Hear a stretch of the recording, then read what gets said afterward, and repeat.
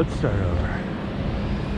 It is 9:30. It's about 35 degrees this morning, Monday morning.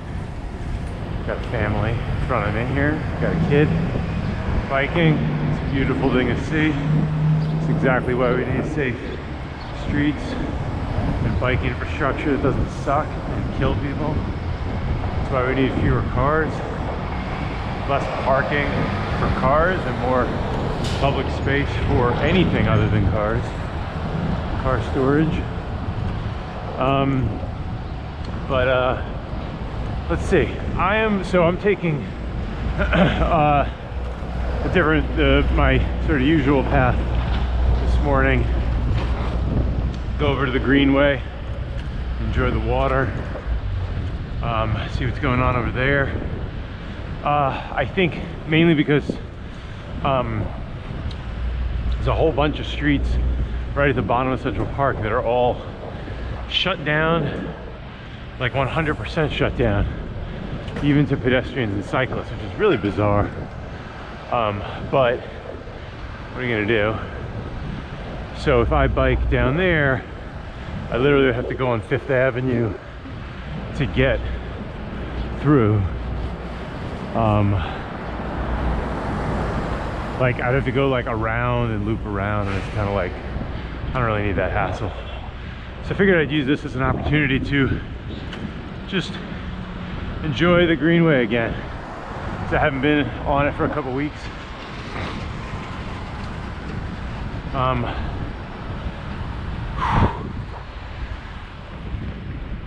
legs are pretty shot, not gonna lie.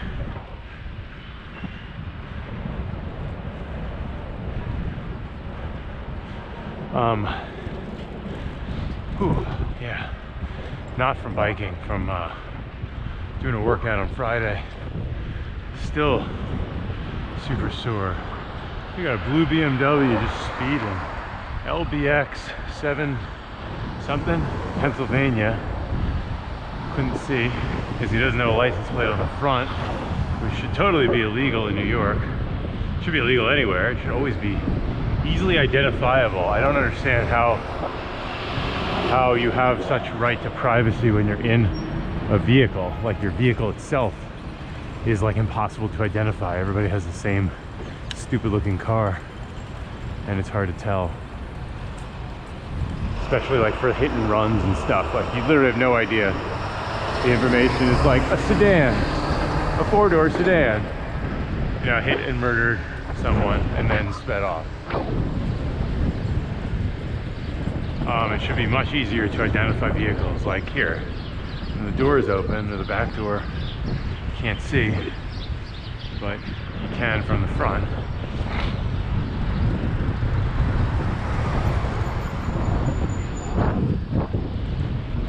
What's this guy doing?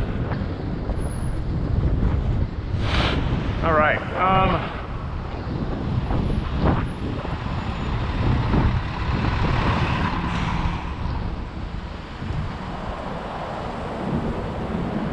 So yeah, this is the old path. Let me see if anything has changed on it.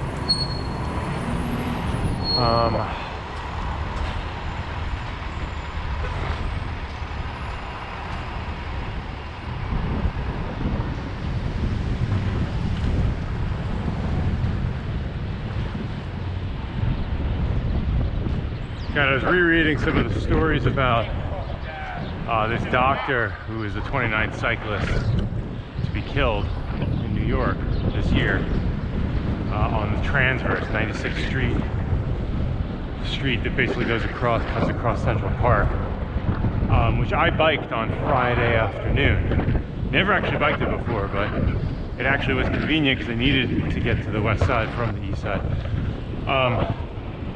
It is pretty terrifying.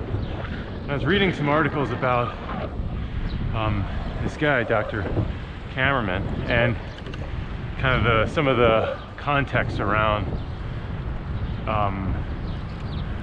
the crash, and also like just the language that these news outlets use, you know, and it's so irritating, it's so frustrating. So like they'll note that it was a school bus. They'll note that there were 14 children on the school bus, but that none of the 14 children were injured. As if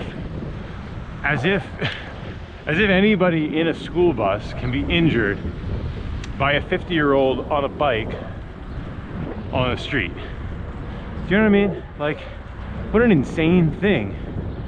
It's like, no kidding, that's not really a detail that's helpful. Obviously they're not injured. What they did is witness a crash where the driver of their bus murdered a pediatrician who might have been one of their pediatricians. Who knows? That's kind of the issue.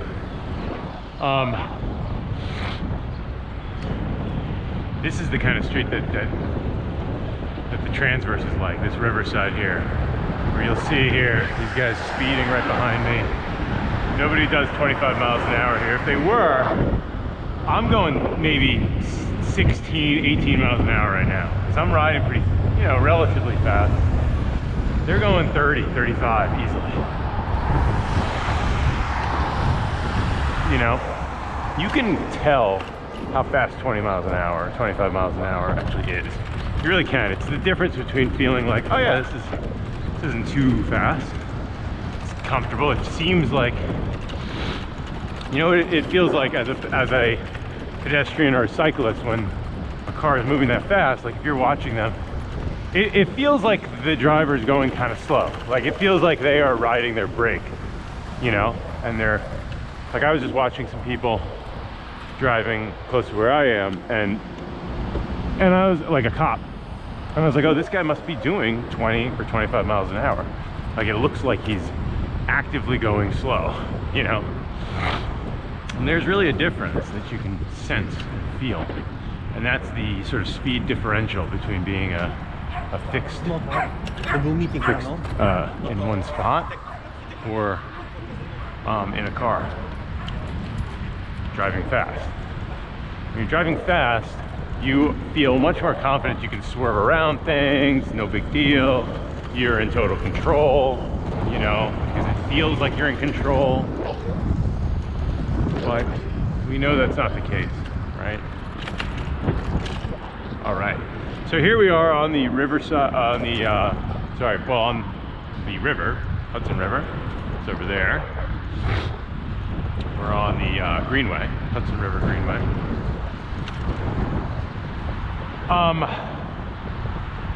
And I'm just relaxing here. I think I'm just going to enjoy this ride.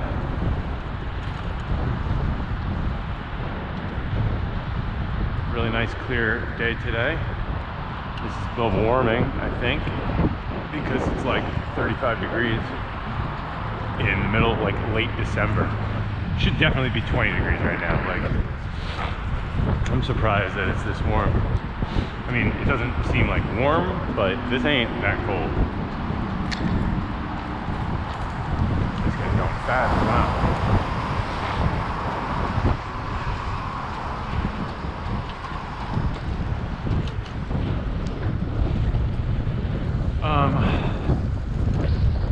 So here we go. On the water, it's a little cloudy, it's misty, I don't know what it is, foggy. I run out of words, I don't know weather.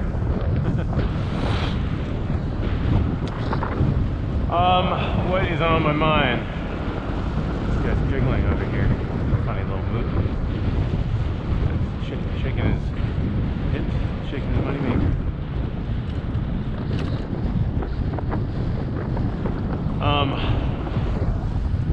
So we're leaving for Copenhagen tomorrow. That's gonna be super fun. Gonna get to experience what a real bike infrastructure is like.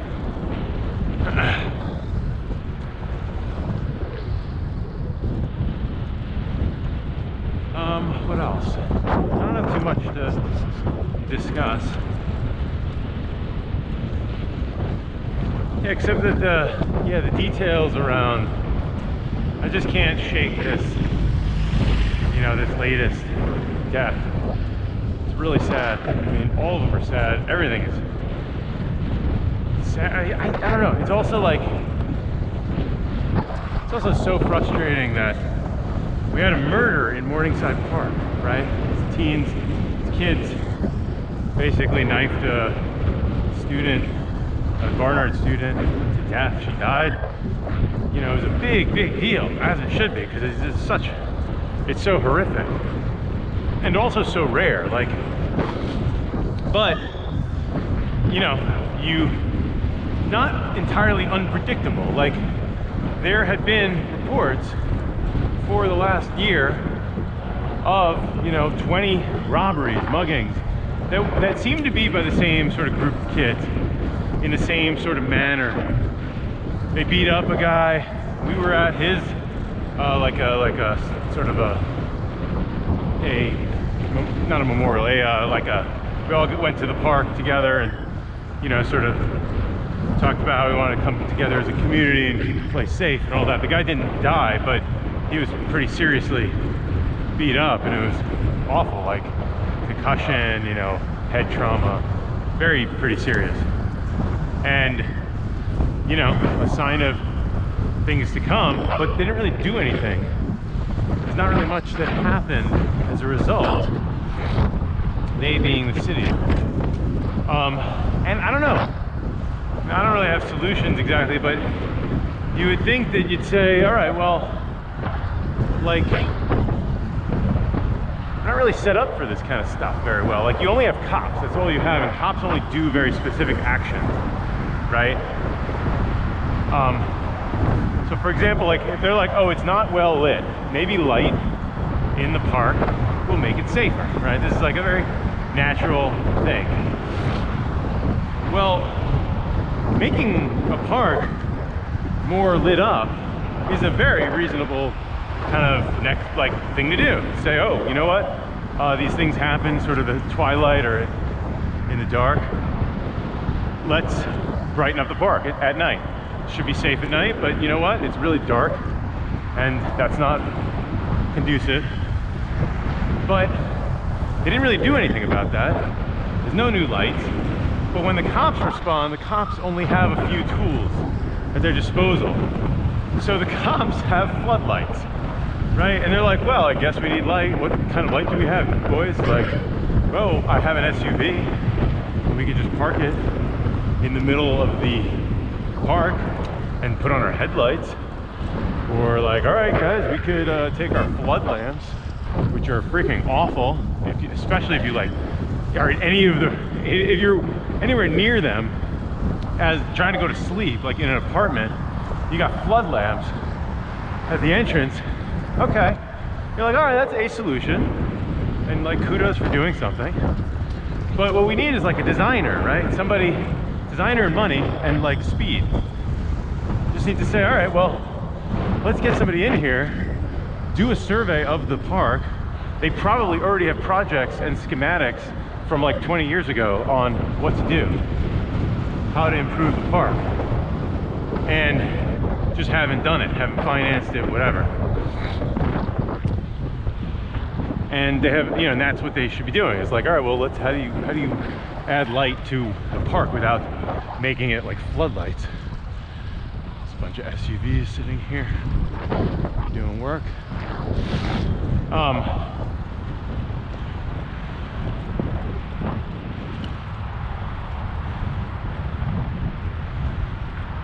So yeah, so it's like, that's like a good example of like, well, cops have floodlights, so that's what we get. But really what you want are like,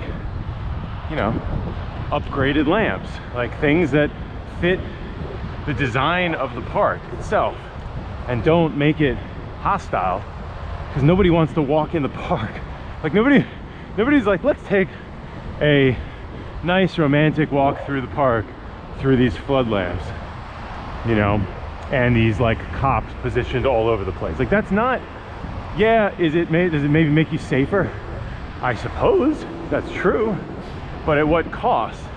It's like, well, it's the cost of like many aspects that you could argue like have no value. Like, all right, well, the beauty of the park isn't the problem, it's safety above all else. You can say, okay, well, that's a fair argument. I don't agree with that. I think that's crazy. But or I just don't agree with it. I don't think it's crazy. But, oh man. Oh God. This steep hill here.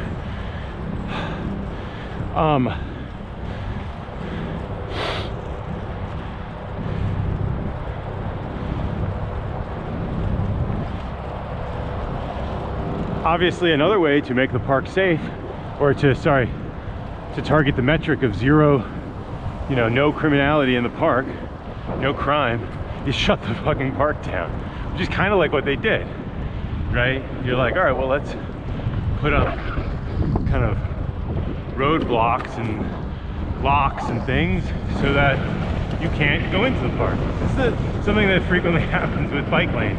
It's effectively what happened in the Greenway after the terrorist attack, right? Which is really just a car attack. And if you get down to it, it's something that we experience as a city pretty regularly, way too regularly, but we don't sort of identify it the right way.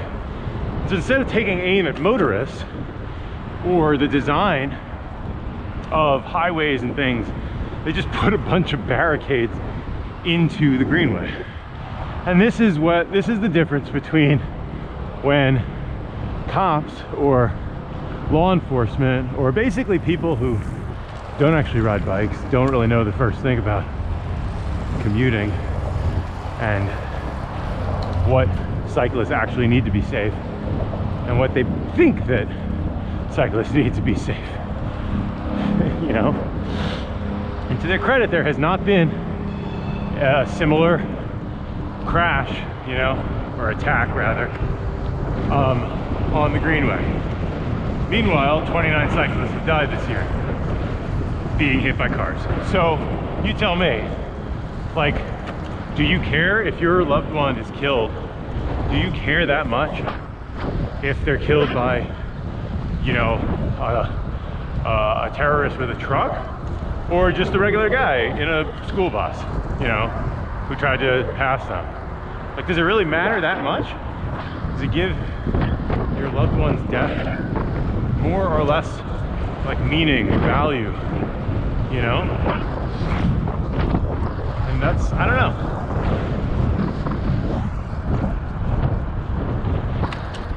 To me, it's like every single death from a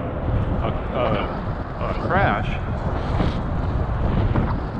is just another person or family that joins Families for Safe Streets. That's basically, it's this awful group.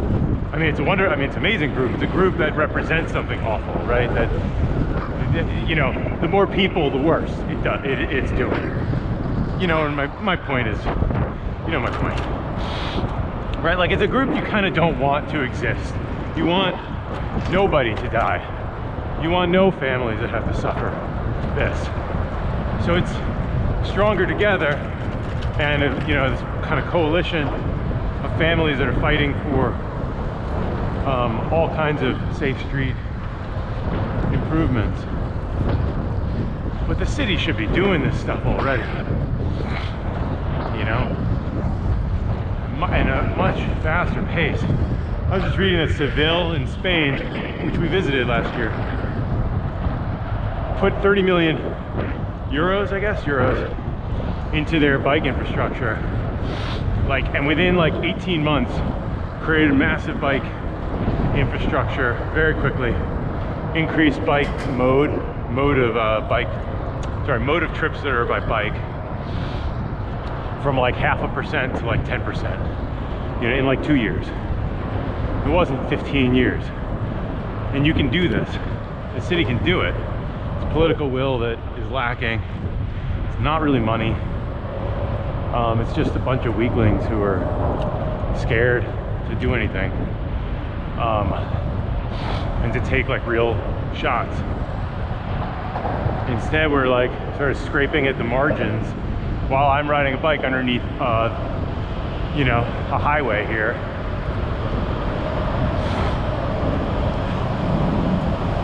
And all the while we're rejecting, basically every year that goes by, or every month that goes by with inaction, it's not actively shifting away from cars or carbon.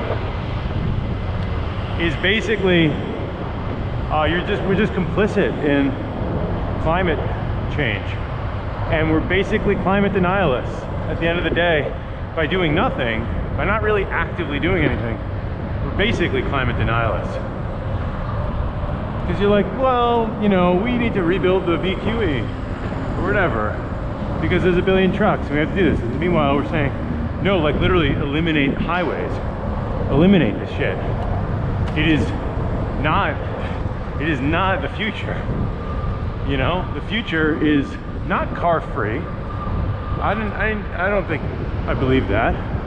There's obviously a place, but not for, you know, 8 million cars coming into the city every day. Maybe 1 million, right?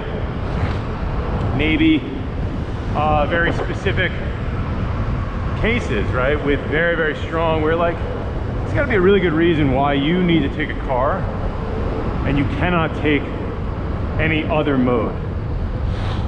And that just surprises me. Because we've been able to get by for a really long time without a car. I'm not saying we never take a taxi or an Uber. We do here and there, but it's so rare. It's kind of surprising. It's like it's a rounding error on our finances. It's like $6 last month. It's like one ride. That's how much we spend time in the back of a car, right? Or in a vehicle. It's only for very specific purposes. Like if we didn't even have access to that, we could get by. It'd be okay. I say this with only 2 kids, maybe 3. It would be different, maybe with kids with more needs. It's different, I acknowledge that. Certainly, like, there's a lot of reasons, but a lot of the reasons I hear, like, just don't hold up under real scrutiny. Like I saw on Twitter last year, somebody was saying like, it took me, you know, 27 hours to go like 8 blocks from here to there, whatever. It was a politician who was like late for something. And I was just like curious. It's like, wait, why are you taking a car there? Like, it wasn't even, the weather was so bad. It wasn't even that bad. It was just had snowed.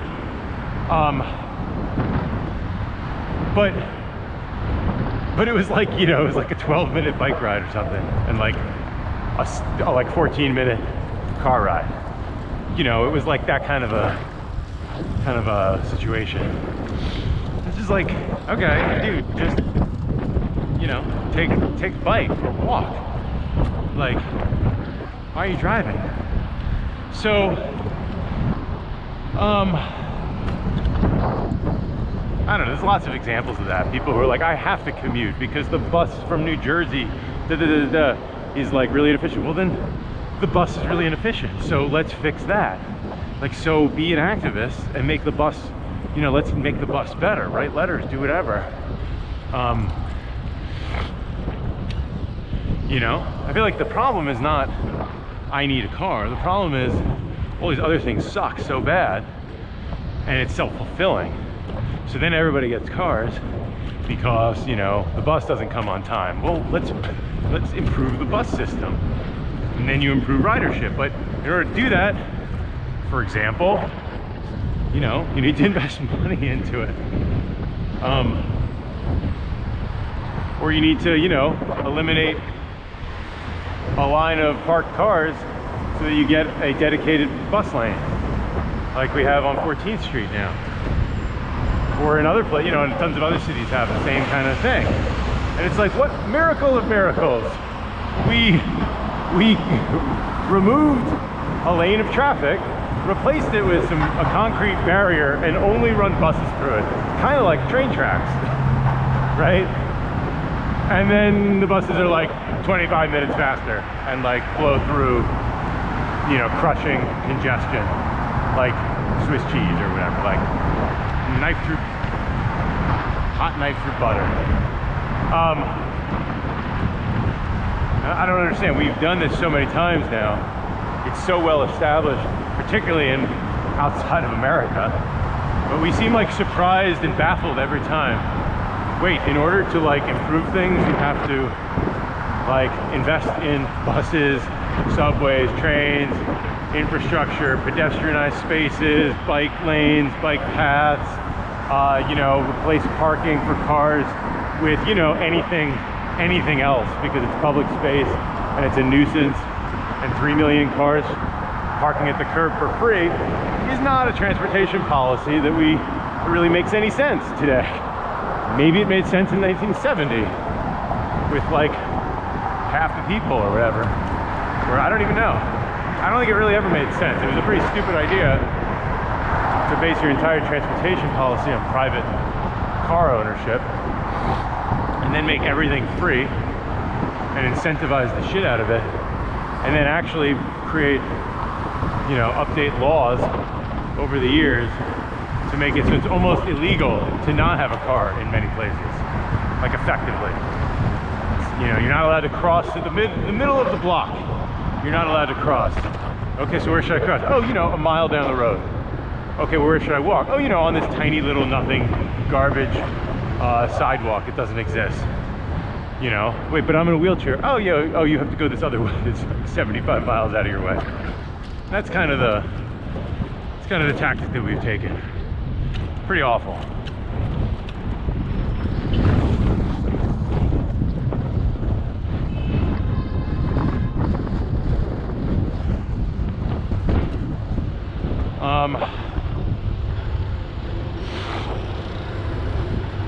Just gonna pull over here for a minute.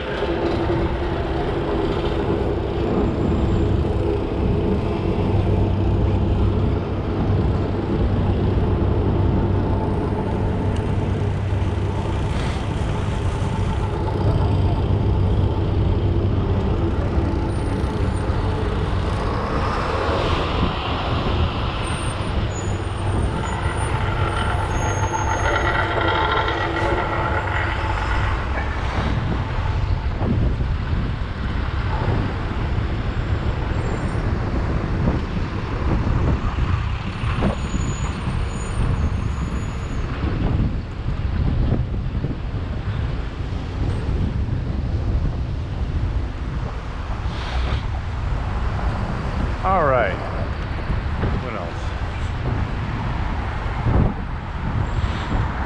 So I made, I made a calendar of all the cars blocking bike lanes. I call it the New York City 2020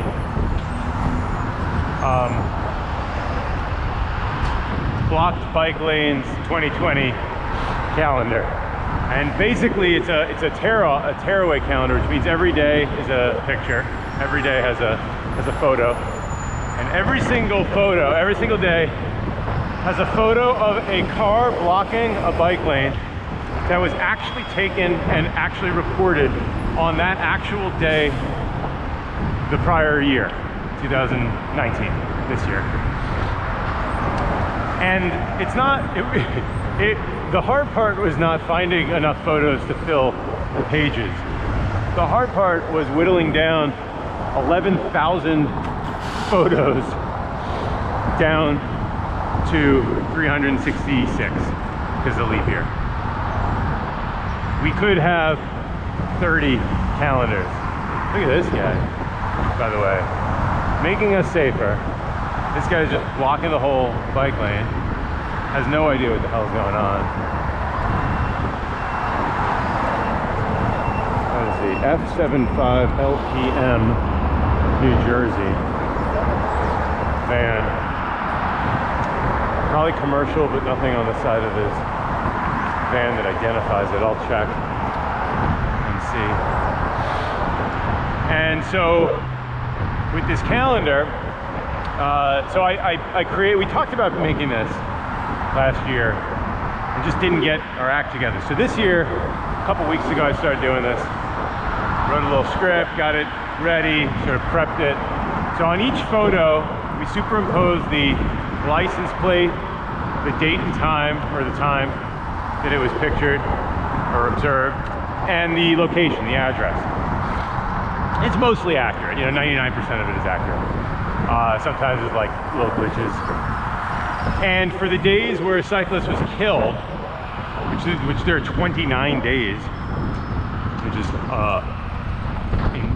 incredible, awful. It's a black and white photo, and at the bottom we superimposed the name and age of the cyclists who lost their life. And so on, I think Friday night, I just tweeted like a teaser of this. Just filmed a little video, thumbing through a couple of the pages, and I said, look, we made this, more info coming soon, you know, on how to get it if you want it. Perfect for your desk, or for sending to elected officials to tell them that paint is not infrastructure, and that reckless drivers are awful. I thought that was really funny, clever, you know, kind of poignant tweet. And apparently so did a lot of people, because it got like 1,500 likes, which is far more than I think I've ever gotten before. So that's cool. It really resonated with a lot of people, particularly like around the world. Like a lot of people in other cities were like, oh, do this for, you know, fill in the city there. And I'm like, dude, your city isn't anywhere near as, you know, shitty as, like, in terms of bike infrastructure, you know, as ours. Like, there's no way you're gonna get that many photos. So yeah, so I've been trying to figure out, I'm gonna get this thing out hopefully today or tomorrow to the masses, so that they basically, it's a blog post that I wrote that describes kind of the thought behind the calendar, what it represents, what it could be, what to do with it. I think you should mail it to the mayor, you know, and it really is like a daily reminder. Like, I'm thumbing through it and I'm like, boy, you know, when you see it all together, you realize just how shitty this stuff is. Hard to capture it, you know, in images, but that's what we did. So that's that. Propel Bikes did a really cool video profile of a woman in Brooklyn who has 2 kids, 1 and a third on the way. She's got a recent Mueller cargo bike, and she talks about riding her kids to school and back, like in Brooklyn. And it's just an amazing video, because it really nails, like, what is it like to be a parent in New York City where you're riding a bike with your kids. And like, we see this, it exists quite a bit. But it's easy to like forget just how many parents there are with, you know, with biking their children around, which I think is an amazing thing. It should be like, that should be your default, you know. I realized that I asked my mother-in-law, like, why do you not bike, or what would it take for you to bike, right? You got to ask the right question, because I'm not trying to convince everybody in the world to bike. That's kind of crazy, but you got to start somewhere. Like, can you bike, right? Do you know how to bike? Because if you don't know how to bike, okay, well, do you want to learn how to bike? Because that's a totally different kind of conversation. There are ways to learn, there are places to learn. So here is this dysfunctional, quote unquote, protected bike lane. Nothing really protected here, except it's just cars parked. It's impossible to get through, and then you're in a door zone. So, no thank you. Impala.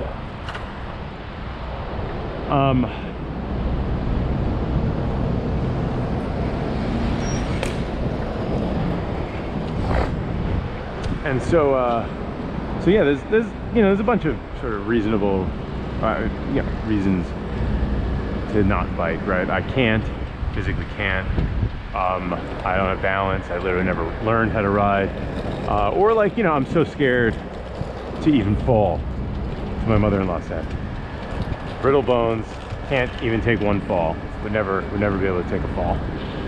Which I'm like, okay, that's totally fair. I don't understand how that's any different than walking and falling, right? Like,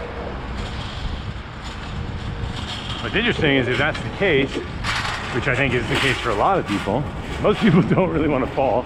Most people will hurt themselves. Here's a guy loading, and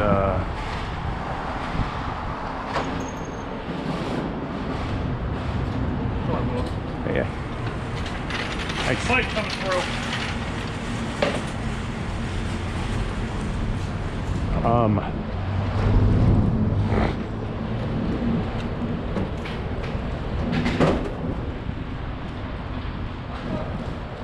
Empty box trucks.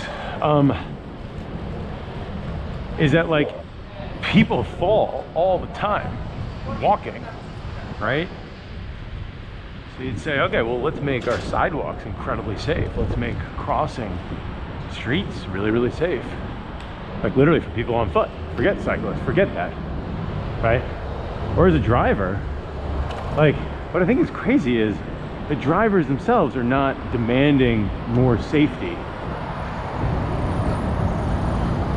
You know? Like as if drunk driving is the only thing that ever killed anybody. And that's obviously not the case. We have 40,000 car deaths, like traffic deaths per year.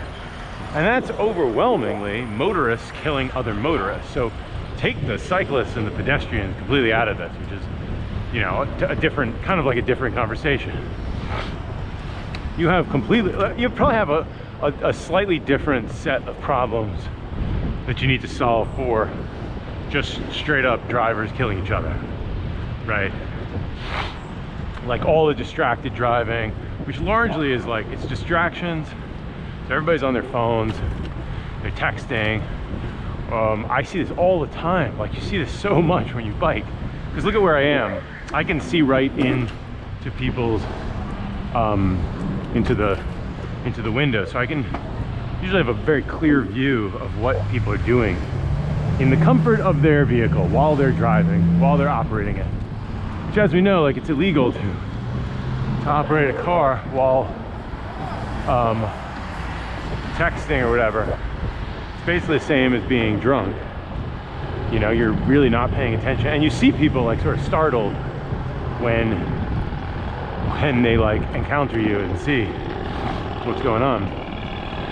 This person is just reading their, what's this thing? Tudy, T-U-D-Y. That person's license plate. He's just sitting there reading a newspaper. Like that's a really good example. But where am I gonna sit and idle in my car and read a newspaper and catch up on work? That's like great point. We should have better park benches. Like we should have better, like these spaces here should really be like benches and spaces for pedestrians to sit and like eat lunch and relax and all the other things. Oh my God. So like, I don't know what this is. Oh, that's a bike lane. Oh, that's the path there. Interesting. All right, well, at least they tried. That's good. They did do it. Anyway, that's me. Thanks for watching. Like and subscribe. And onward. I don't think this is my last one, so one more for the new year.